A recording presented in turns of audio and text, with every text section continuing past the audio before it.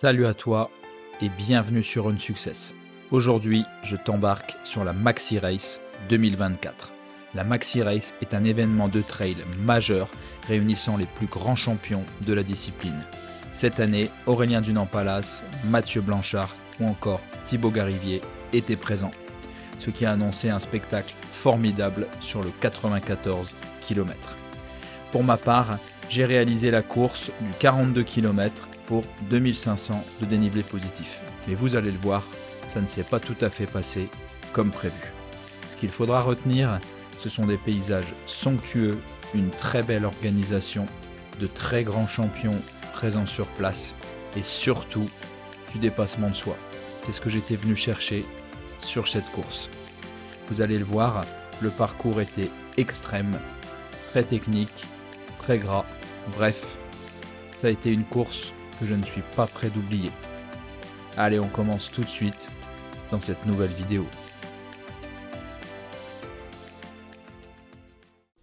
En raison du très grand nombre de participants présents sur l'événement, l'organisation a demandé de venir retirer son dossard la veille. Pour cela, il nous suffisait de réserver un créneau directement sur le site internet afin de fluidifier le retrait des dossards et rendre l'expérience plus agréable à tous les coureurs. Une fois mon dossard récupéré, j'en ai profité pour aller faire un tour sur le Maxi Village où étaient présentes de nombreuses marques et équipementiers de trail.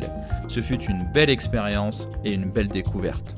Une fois le dossard récupéré, il ne me restait plus qu'à rentrer à la maison, faire du jus et vous dire à demain pour le départ.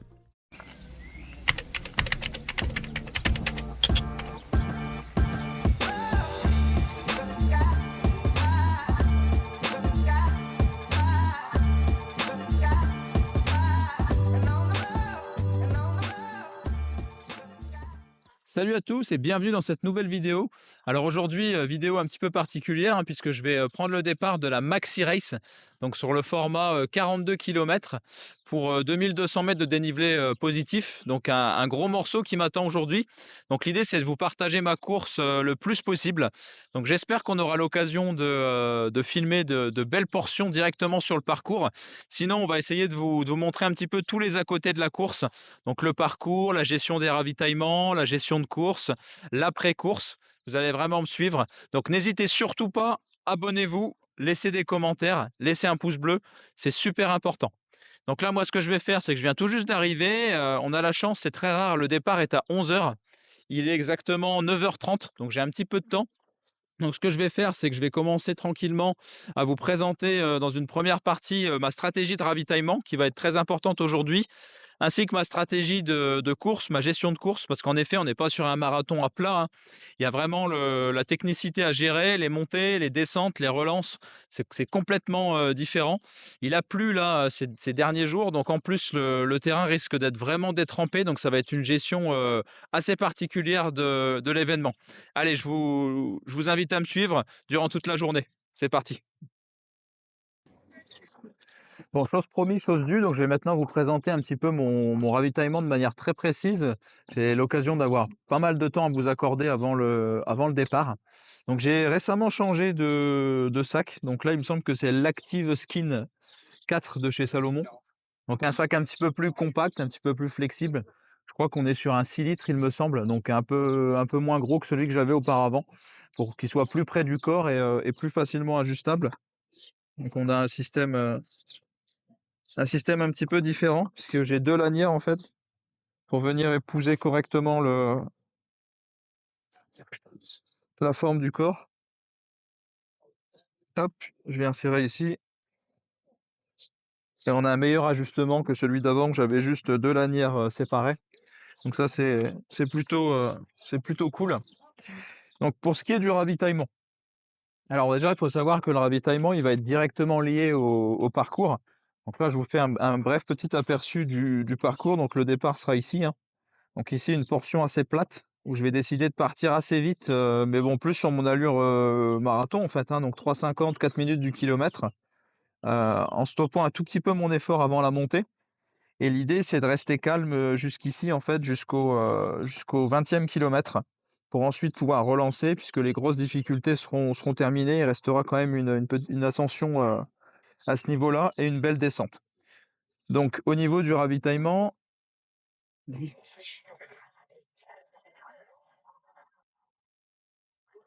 pour la première partie de course, je serai uniquement sur du liquide, donc le Drink Mix 320, la même version que la dernière fois sur le marathon des Alpes. Donc j'en ai 2 comme ça, donc pour les 2 premières heures d'effort. Sauf que cette fois-ci, vu qu'on est sur une durée d'effort plus longue, hein, on est à peu près sur entre 4 et 5 heures d'effort. Donc là, j'aurai 2 flasques de 500, une flasque qui sera remplie d'eau pure et une flasque qui sera remplie de drink mix. Et il y aura un changement du coup de flasque au 27e kilomètre. Donc ça me permettra déjà de tenir 2 heures sans consommer de gel, parce qu'en effet, hein, les gels, ça peut être un peu plus compliqué pour la digestion. Donc là, j'ai l'occasion de tenir 2 heures sans problème, puisqu'on a 80 grammes de glucides là-dedans. Donc voilà pour la stratégie de début de course. Il faut savoir également, alors, que juste avant de partir, juste avant, je reprendrai un gel 160. Donc on a dans celui-là 40 grammes de glucides. Donc juste avant le départ, j'aurai déjà 40 grammes de glucides plus les deux Drink Mix 320, donc ce qui fera presque 3 heures d'effort. Donc sur les 3 premières heures d'effort, je suis à peu près tranquille. Ça, c'est déjà cool sur la première partie de course. Ensuite, c'est là que ça va se compliquer. On a les 3 dernières heures de course où là, l'estomac peut être un petit peu plus compliqué à gérer, puisque j'ai rarement couru aussi longtemps à des intensités aussi élevées que ça va être le cas, hein, aujourd'hui. Puisque souvent, quand je m'entraîne, bah forcément, je suis plus en endurance fondamentale. Là, je vais être plutôt au seuil dans les montées, au seuil sur le plat, et le cardio redescendra juste un tout petit peu en descente. Donc, au niveau de l'estomac, ça risque d'être un peu compliqué. Donc, au niveau de la gestion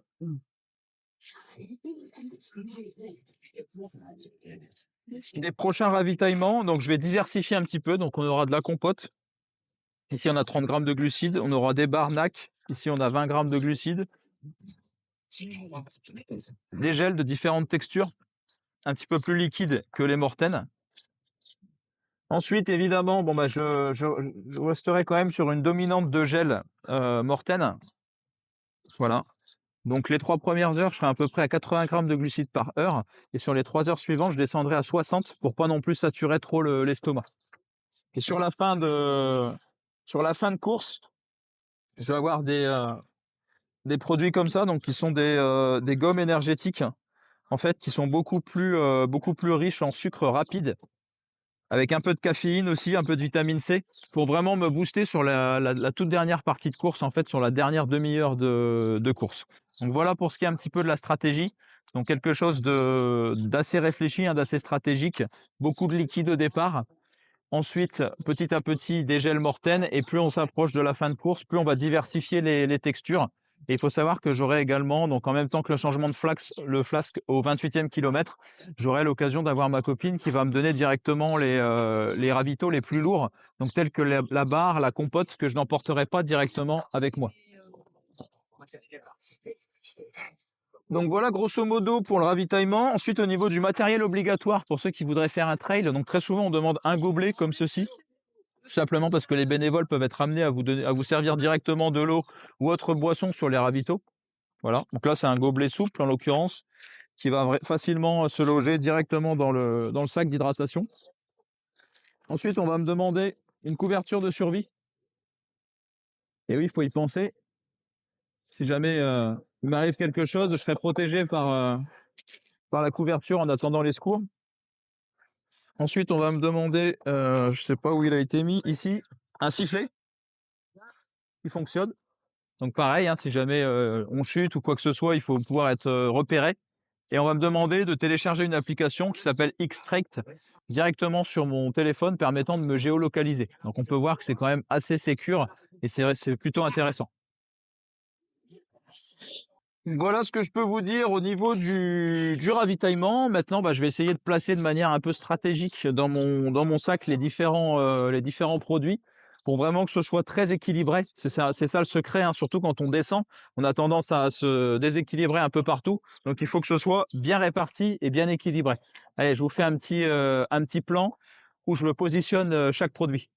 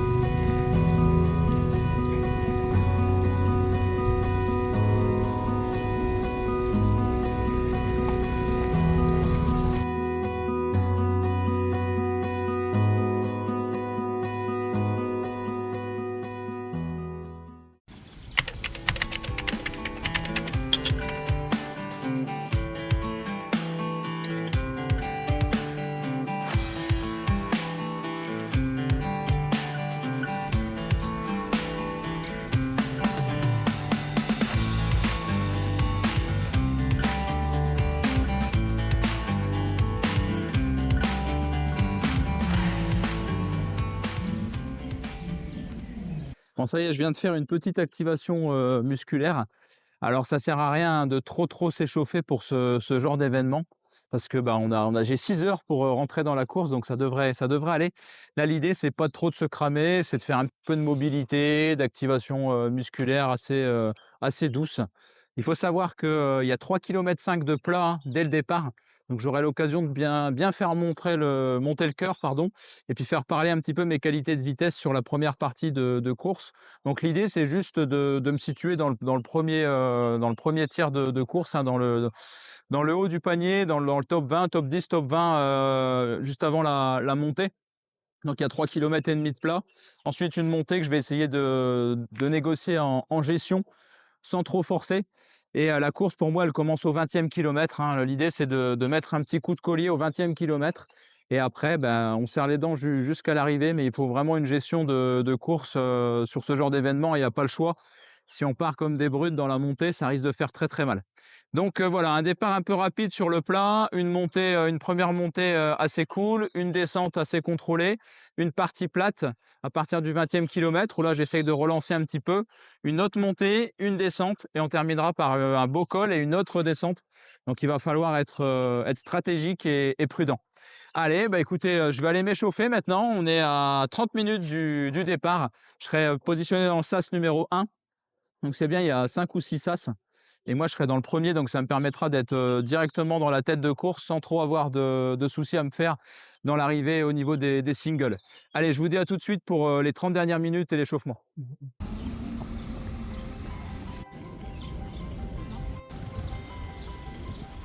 Une fois mon activation musculaire terminée, je réalise un petit footing de 20 minutes, histoire de faire monter le cardio et d'être au top juste avant le départ. L'objectif, c'est vraiment de ne pas forcer et de monter tout doucement en température à quelques minutes du départ. Une fois l'échauffement terminé, je me dirige doucement vers le sas de départ. Et j'ai malheureusement une très mauvaise surprise puisque le sas de départ est complètement saturé. Je partirai donc dans la deuxième vague, complètement esselé et enfermé.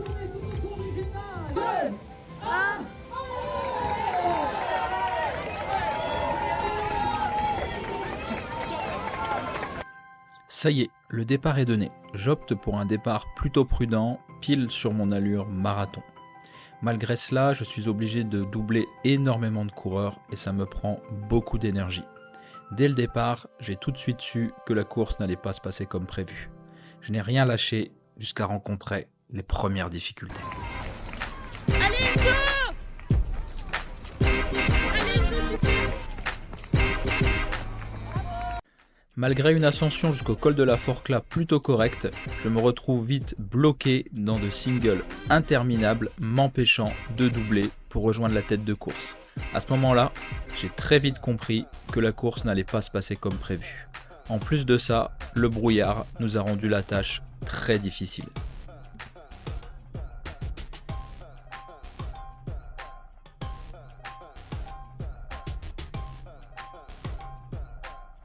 Au fur et à mesure des kilomètres, le parcours n'a fait que se durcir de plus en plus jusqu'à être quasiment impraticable. Boue, cailloux, racines, rien n'est laissé au hasard. En plus du manque de visibilité, les appuis sont vraiment fuyants. C'est très compliqué de courir dans ces sentiers. J'ai donc serré les dents et fait ce que j'ai pu jusqu'à pouvoir redoubler à nouveau. Mais j'étais loin de me douter de ce qui allait arriver. Des difficultés de plus en plus intenses et un parcours quasi impraticable.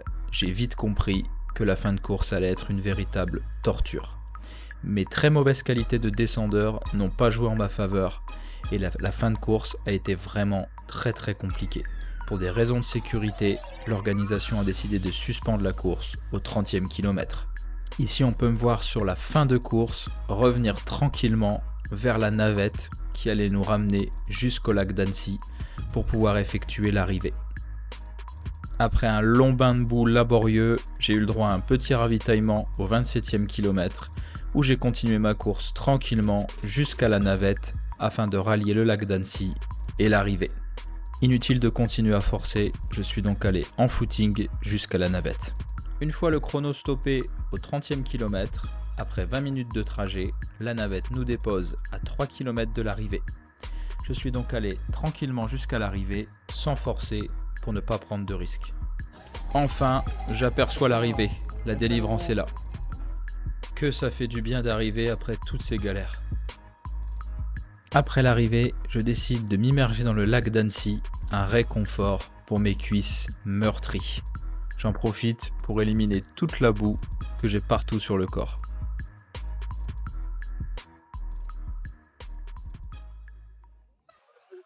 Bon, ça y est, je viens d'arriver. Alors, une course dantesque hein, à tout niveau.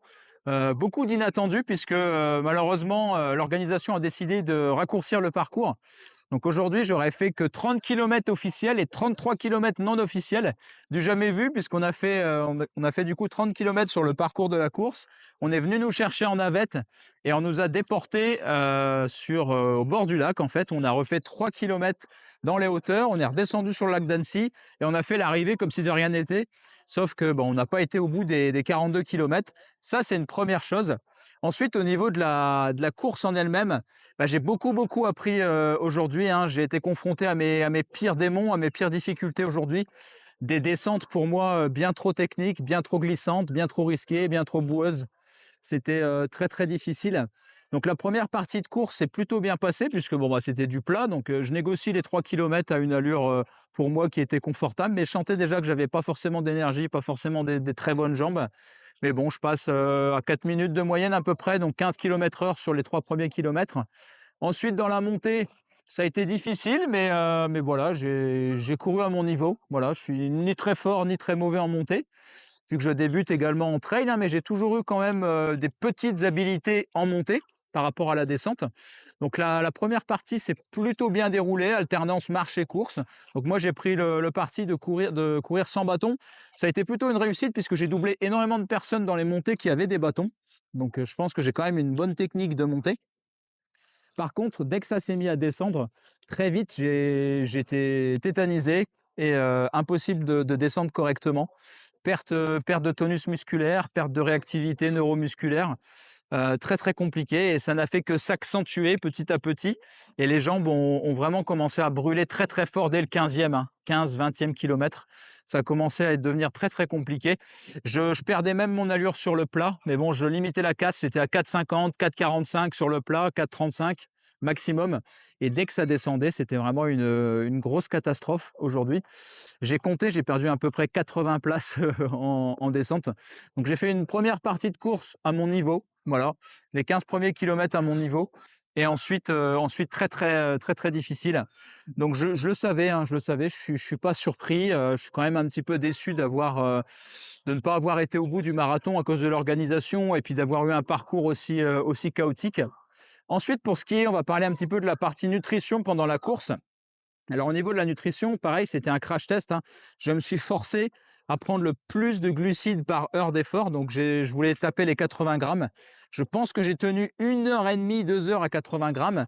Ensuite, j'ai légèrement baissé, comme je l'avais dit, hein, mais vraiment, je me suis forcé. Donc les crampes d'estomac sont un petit peu arrivées, j'ai réussi à les gérer, des petites nausées, des petits coups de poignard quand même dans l'estomac, donc comme quoi c'est pas anodin hein, de consommer autant de glucides. Et vraiment, ça se prépare, donc c'était un bon test pour moi aujourd'hui. Donc vraiment une course de préparation, comme je l'avais dit à la Maxi Race, c'était vraiment une course de préparation. Là, je sais qu'il va falloir faire énormément de spécifiques en descente. Je crois que je vais revoir tout mon plan d'entraînement et je vais presque faire que de la descente, à mon avis. Le plat, ça ne sert plus à rien de le bosser, puisque de toute façon, je ne pourrais jamais être à mon niveau sur le plat en trail pour l'instant. Donc autant bosser sur mes lacunes. Donc les lacunes, c'est un peu la montée. Je monte pas non plus très vite, mais surtout, en fait, je me gorge très vite. C'est-à-dire qu'au niveau musculaire, c'est très vite compliqué. Et la descente, je le paye vraiment très cher. Donc voilà ce que je peux vous dire sur tous ces apprentissages. Je pense que ça vaudrait le coup que je fasse un podcast sur cette course. Je vous ferai vraiment un podcast parce qu'il y a beaucoup à dire et c'est, mine de rien, hein, ma première expérience en montagne, hein. Donc on peut voir que je suis quand même un très bon coureur sans me jeter des fleurs sur le plat. En revanche, au niveau trail, il y a encore beaucoup de travail et c'est ça aussi qui est chouette. Donc ça me met de nouveaux challenges et je pense que j'ai pas fini de progresser. Je suis qu'au tout début de mon aventure sur trail. Donc j'ai aucune idée du classement du jour, hein. C'est très anecdotique puisque j'ai coupé mon effort volontairement à partir du 15e kilomètre, par risque en fait de me faire une cheville, de tomber, de me faire très mal et j'ai pas vraiment pris de risque du tout. Donc voilà, j'ai accepté de laisser les gens passer et puis c'est tout. Je m'en fichais, je venais pas chercher la gagne ici, je venais pas chercher, quoi que ce soit. Tout ce que je venais chercher, c'est une adaptation, neuromusculaire et une gestion de la nutrition à l'effort. C'est chose faite dans un cadre assez sympa, même si les conditions étaient un peu catastrophiques. Donc voilà ce que je peux vous dire. J'espère sincèrement que cette vidéo vous plaira. On a quand même essayé de prendre quelques rushs de moi pendant la course et d'ici là, bah, abonnez-vous surtout, laissez-moi, beaucoup de force dans les commentaires, un like et puis n'hésitez pas à partager, la vidéo autour de vous. Allez, je vous dis à très vite pour une nouvelle vidéo où cette fois-ci, on se retrouvera en pleine préparation pour le Trail de l'Étendard, 66 km, 3600 D+, il y a du boulot. À bientôt.